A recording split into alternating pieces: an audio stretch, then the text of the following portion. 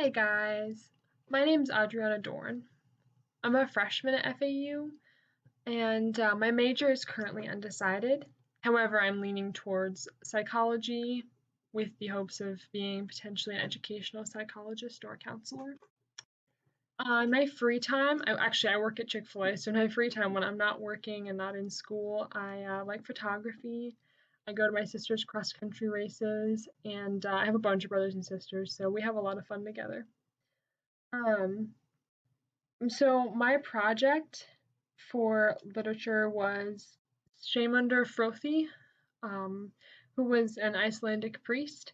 I will be reading my presentation the old-fashioned way off of my printed pages. So here goes. Sæmundur Sigfússon, more commonly known as Sæmundur Fróði, was a complex character from Icelandic folklore. His nickname Fróði in Icelandic is Icelandic for wise or learned, and he was considered to be so, at least by the Icelandic people. I'll describe his history and the folklore surrounding his character in the following paragraphs. Sæmundur Fróði lived from 1056 to 1133 at Oddi in Ragnvellir, which is in southern Iceland. He is the earliest known member of the powerful Oddaverjar clan, a clan that was in power until about the end of the 12th century. He was previously credited with the compilation of the Poetic Edda, which is essentially a compilation of Icelandic poems, but he is no longer given credit for it. However, Project Gutenberg has an ebook English translation of the Elder and Younger Eddas available online, and there Sæmundur is still given credit for the compilation.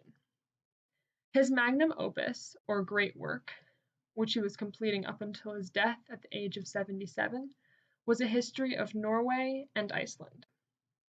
Sadly, it is lost to us, and our knowledge of its existence comes from its later sources that cited it, such as by the author Snorri Sturluson. Sæmundur spent his youth studying magic arts in Germany and France, and this is where he gained his learnedness. He returned to Iceland with his cousin, a bishop, by the name of John Ogmundsson in the year 1076. Back at home, he helped found the school at Oddi and became a Christian priest. There he imparted his learning to younger men. His teachings involved sorcery and magic, but most of it would be considered defensive. Regardless, his teachings gained him a reputation of being a great magician, and this would lead to some of the most fantastic fables concerning his stories, a few of which I'll now read.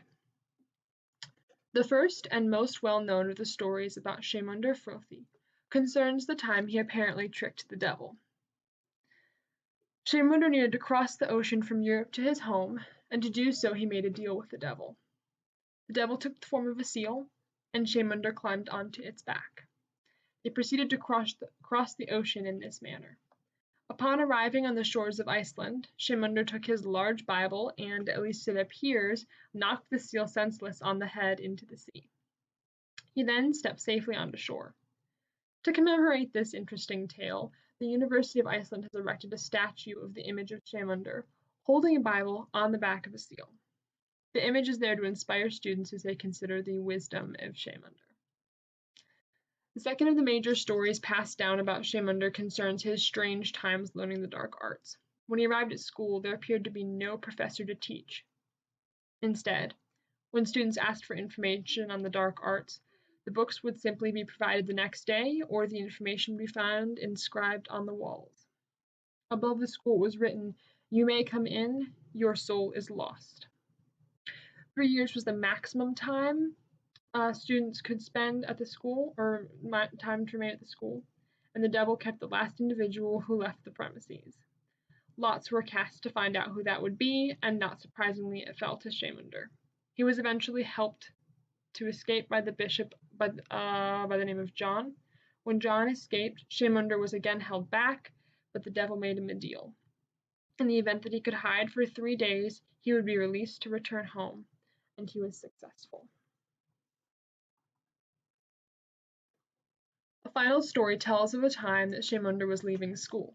He tied a leg of mutton into his cape and rushed out of the school doors with his classmates. The devil grabbed at his cloak, but all he gained was the mutton. This close call is yet another of Sæmundur's fantastic escapes.